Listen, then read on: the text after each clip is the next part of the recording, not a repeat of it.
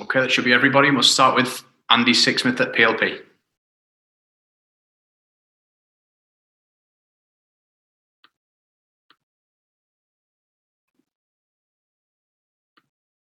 Andy Sixsmith.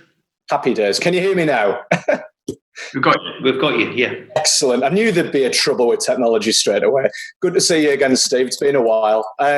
Firstly, we need to start. Manager of the Month nomination. You must be absolutely delighted. I know you're going to talk about the team, but from a personal perspective, fantastic news today.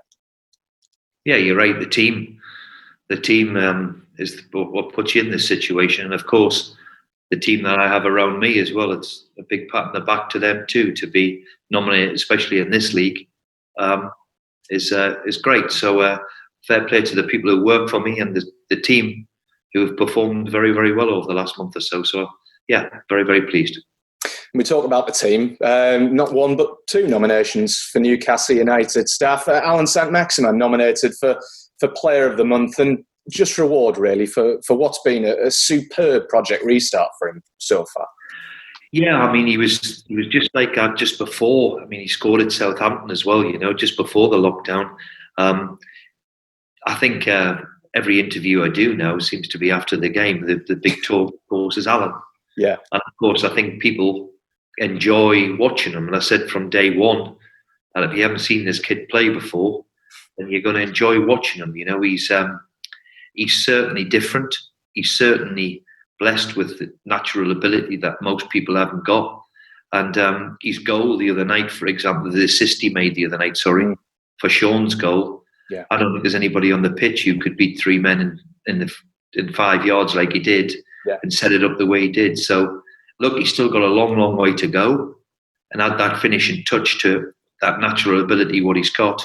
But certainly we're delighted with his improvement. And also the way he is now adapting to the Premier League, because make no mistake, it's always difficult, but he's on the right road, and that's pleasing for everybody. It's fantastic news for Allan. We've seen some tremendous wingers, haven't we, at Newcastle over the years, the likes of Ginola Solano, Gillespie, etc., all real fan favourites. Do you think Allan could become one of those as well in times? Well, he's already a fan's favourite. Yeah. I think to be mentioning those names that the one common denominator they've got that did it for a few years to be a big favourite up here. Yeah. And that's got to be the key to it, is reach that consistency, what top players have. He's got all the ability in the world to be a top player. That's for everybody to see. It's now the mental side of it to be week in and week out the best player. And that's the challenge to himself and to us and my staff to keep getting the best out of him. But he's certainly got the natural ingredients to be anything he wants to be. Just quickly reflecting back on that Bournemouth game, it must have been so disappointing for you and the lads, obviously, after the FA Cup exit. How impressed were you with the way that they bounced back, not just physically, but mentally from that disappointment as well? Well, I think it helped that we used the squad. I think we made 5 or 6 changes, which was always in me thoughts that we'd have to do. We're 4th game in 11 days is really difficult for any club, and that's what we were left with. So I was delighted with the players who come in, give us a freshness. Yeah. But I think it was the way we played what particularly pleased me. Since we've changed formation and it's allowed the players a bit more freedom, and I think they're enjoying that. Certainly the forward-thinking players. All of a sudden we look a goal threat, and that had waned a little bit before we made the change. You mentioned the changes made. It must be delighting for a manager like yourself to make those changes, yet still retain that fluidity and still retain that cutting edge that you mentioned after the game. Yeah, and all credit to the players who come in. They all had the bit between the teeth, and I was delighted for Bentaleb in particular, and Lazaro and Emil Kraft, who's had to wait patiently. Yeah. They've all come here to try and prove themselves a bit in the Premier League, and certainly the performance the other night was great to see. In terms of changes for this weekend, how are you looking? It will be inevitable, I would think. We've obviously got 1 or 2. I don't think Sean Longstaff will make it. We're waiting for Joe Linton. Jamal has got a nasty knock to his ankle, so we'll see how he is. We've still got another 48 hours or so before the game, so let's hope it's good news. And what about Alan? Obviously, he bounced into training the other day before Bournemouth. Has he done similar? I haven't seen him. We're starting today at 2:00. So I haven't seen him just yet. We'll see how he is today. Is the temptation to rest him after such a difficult period so far? I think sometimes you have to. Of course, you can be judged by sports science these days is quite incredible, and we're all blessed with that ability now to rely on that. But sometimes your eye tells you whether they're fresh or not. So I don't expect him to be in great nick today, but hopefully by tomorrow he'll be recovered. Because when you're playing well, like he is, then and the ability to take him off after an hour the other night was job done effectively. Hopefully there's still a bit of freshness there. Just one, obviously, you'll have seen the newspaper reports this morning, talking about Allan Saint-Maximin, etc. How do you react to that? You just want him to concentrate on playing, don't you, rather than these reports on stabilising necessarily? Well, we can't help that at Newcastle. Even with a result like we've got, there's still a negative story, if you like. Look, Alan has got to. He's only just arrived here. He signed a 6-year deal in the summer. With people talking about him and the way he is, then good, because he's performing on the pitch. And that's got to be the way forward for him. Do all your talking on the pitch. Yeah. And rightly so, people are talking about Alan at the moment. And then you're going to get all sorts of stories linked. There's another, with Almiron, he's supposed to be linked with another club, which means that they're performing on the pitch. And that's all they can focus on, and let the rest look after itself. Excellent way to look at it. Just a couple of final ones from me, looking ahead to West Ham, obviously, this weekend. A big win for them against Chelsea the other night. They're in their own relegation difficulty, but how much more difficult has this game become on Sunday, bearing in mind the wave of momentum that they'll carry from that Chelsea win? Well, again, not many teams score 3 against Chelsea. So just at the right time, unfortunately for us, they've just had a real confidence boost and a little shot in the arm if they never needed that produced arguably the result of the week. So congratulations to them, and Moisey who'd be delighted. So we know what to expect. This is how hard this Premier League is. Where a club at the bottom can score 3 times against Chelsea, which doesn't happen in other countries around the world. So it just shows you how difficult this Premier League is.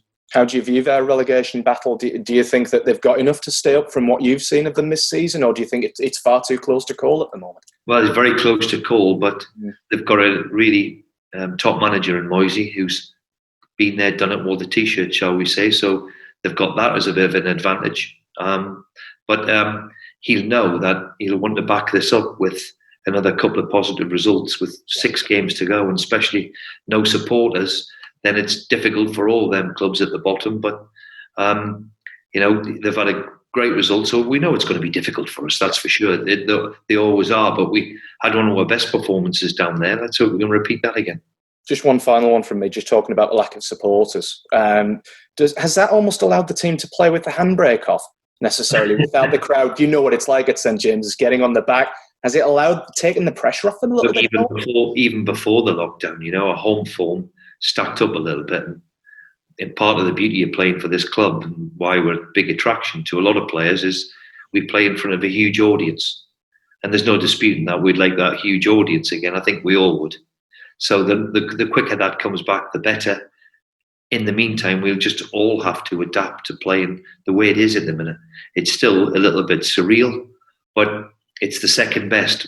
A lot of people have put a lot of work in to get us this way, and rightly so. We're finishing off the season, which is the fairest and best way to do it. Thanks, Andy. Don Thewlis. Hi, Steve. Could I just ask you before we start? Could I just ask you to slightly tilt your computer so that you're bigger in frame and we haven't got as much background, because it looked really. Oh, that's better. That's excellent. Thank you. I'm going to be an expert at this. Wow. You're telling me an expert in computers, then don't I believe you. You and me too much, Steve Bruce. Anyway, is there any sense in which you think the lockdown has possibly been not too bad a thing for the players, because it's enabled you to work with them more on the system that you want to play, and for people like Allan Saint-Maximin, who's been really influential, perhaps allowed him to get fitter and more used to what you want him to do? Well, we didn't have long, Dawn, to work on a lot of things. We worked on a lot of fitness stuff, and we worked a few weeks before the lockdown on certain in the difference in formation. I think what's really helped Allan in particular is to really recover from the hamstring injuries that he had. And to be fair to them all, what's helped us enormously, and full credit to the staff and the sports science people, that they've come back in really decent condition, which has been hard in a lockdown for a lot of people. But I think the footballers have used it as an escape a little bit to go and keep themselves fit physically well. And I think that was vitally important because, you know, we were unable to play and train with a huge intensity, which I didn't think would be possible for a while. But it's all credit to the players, and especially Allan. With a lot of players, Andy Carroll's the same. It's just enabled them to recover from the injuries that they had, and I hope that continues. We all can see how influential he is at 3 assists the other night. How influential do you think he is in the team? Well, make no mistake, he gives you something different that he can win you a match. And for example, the second goal for Sean the other night, I don't think there's anybody on the pitch or many people in the Premier League who could beat 3 people in a matter of 5-10 yards or whatever it was and set it up the way Sean did. So in that respect, he has given us a cutting edge. And I think that's why we changed the formation and the system to allow him and Joe Linton and Almiron to be higher up the pitch a little bit, rather than I just thought we ended up being a little bit too deep. So it's allowed them to give them a little bit more freedom, and of course, forward-thinking players always enjoy that more than defending. So at the minute, it looks as if we've got the balance okay. So I hope that continues. You've said on previous occasions that obviously you want to finish as high up the league as you possibly can. But what would actually represent success to you this season? Well, we've achieved the first goal because, let's be fair, there was a lot of people who wrote us off in the first few weeks and wrote the team off, and myself. So I'm delighted for everybody behind the scenes that we're a Premier League club again, and that was the first job to be done. So I'm delighted about that. Now we've given ourselves the platform to go and see if we can mount a challenge to try and get into the top 10. And if we can, I think that'll be hugely satisfying for everybody, not just myself, but for everybody in the club and everybody associated with Newcastle. To have a top 10 finish would be great. Is it now a case of just, now that you're safe? We saw what happened with Liverpool the other night, that having already won the league, it's difficult, isn't it, to maintain that motivation? It's easy to take your foot off the gas once you've kind of achieved a goal. How important is it for your team not to do that now? Well, I think that's vitally important, and that's my job, is to keep them focused on it. We've only got 2-3 weeks to finish. So let's make sure that we've got some big games coming up against some huge teams. We've got Liverpool and Man City to play, and Tottenham, and then we've got 2-3 teams, West Ham and Watford and Brighton, who 2 of them are fighting for their lives. So it's still all to play for, and I think the challenge is for all of us, is to make sure that we keep that focus like we had the other day, and played with that freedom and energy, and let's enjoy the next few weeks and see where it takes us. And they certainly look like they're enjoying the night at Bournemouth. And I suppose it's keeping that going, isn't it, while being able to rotate the team at the same time? Yeah, exactly. When you make changes, you want them to work, of course. And I was delighted for people who, have had to wait patiently. Emil Kraft springs to mind, and Nabil Bentaleb springs to mind, and Lazaro spring to mind, that, they reminded us of what really good players they are. And they've had to wait. Certainly, Emil, for example, has benefited from the change. Instead of being a wing back to just being a full back, has helped him enormously. So I was pleased, because these people have been knocking on the door for weeks, and I'm delighted they've took their chance. And finally, how difficult do you think it's going to be for you to hang on to the likes of Allan Saint-Maximin and Miguel Almiron? Well, look, to be linked and all the rest of it, there's always going to be speculation in Newcastle. That's always part and parcel of this club. To be linked with other players, other clubs, they have to be performing well. And that's my job, is to make sure that they keep performing well, and let all that other stuff look after itself. They've both only been here a short period of time. They're both in their own right have done fantastically well. So let's hope that continues. And our job is, of course, is to keep our best players. So we don't want to be losing them, that's for sure. And we want to build around them, and that's got to be the way forward. Thanks, Don. Simon O'Rourke? Hi, Steve. Just two today. First one on behalf of my colleagues at ITV Granada. One of your former clubs, Wigan, fell into administration this week. We just wondered sort of what are your thoughts about looking at that situation? Well, I'm saddened. I really am. I heard Dave Whelan on the radio yesterday, and I could hear in his voice the shock and disappointment for everybody concerned with the football club. And I've had the privilege to manage it a couple of times, and it was such a well-run club, and by Dave and all the staff there. So we hope that they can get out of it. I think it could be the tip of the iceberg of what I'm hearing in the game. There's a lot of clubs out there at the minute who are in real trouble, especially lower down from the Championship. So I hope that they can get something resolved quickly for the sake of Wigan, but I don't think they'll be alone. When I spoke to different managers at different clubs, there's some big difficulties out there, but I think with Wigan there's the shock of it, because was it only 5 weeks ago they were taken over again. So I hope they come out of it, and the club can be rescued. Thanks. And just one last one. There was a moment towards the end of the game at Bournemouth where one of the TV cutaways, it just looked like you were really enjoying yourself. And I suppose as a Premier League manager, you've got so much on your mind at all times. Was that quite a nice, rare moment in that second half where you could just enjoy it a bit? It's not often you're 4-0 up away from home, let me assure you. I don't think it's happened many times to me. So it's one of them moments where you can. I have to say, looking back on the whole thing, the performance of the team and the way they went about their work, I enjoyed watching them. And there has been times this year, I have to be honest and open about it, that I haven't enjoyed watching us. We've been resolute and difficult to beat and difficult to play against, but there was a certain freedom about us, and certainly the players responded to the tweak in formation, and hopefully that will keep paying dividends. Thanks, Simon. Keith Downey? Yeah, Steve, I just had one, if you don't mind. Did you see your old club Sheffield United against Spurs last night? Yes. Yeah, the goal that was ruled out for the handball on Lucas Moura. Obviously, we've seen a few of these this season. What is your thoughts on the handball rule and how it's been interpreted by the video refs? Well, look, the way the handball rule is interpreted is the right thing to ask, Keith, because the letter of the law, it's hit his elbow or whatever it's hit him.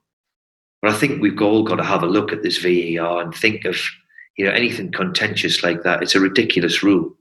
And this one offside, where you can be offside by an elbow or something like that, or 2 millimeters, we have to make things clarity on that one, because yes, it's all right by sticking to the letter of the law. And how many times have we seen it in the last week now?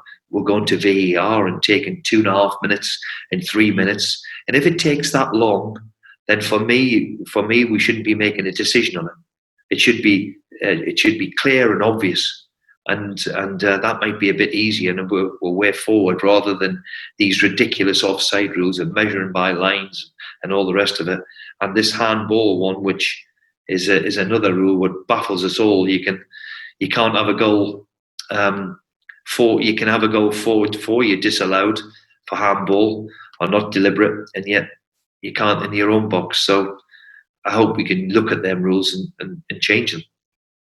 Thank you. Thanks, broadcasters. If you can leave the call now, we'll come to writtens in just a moment.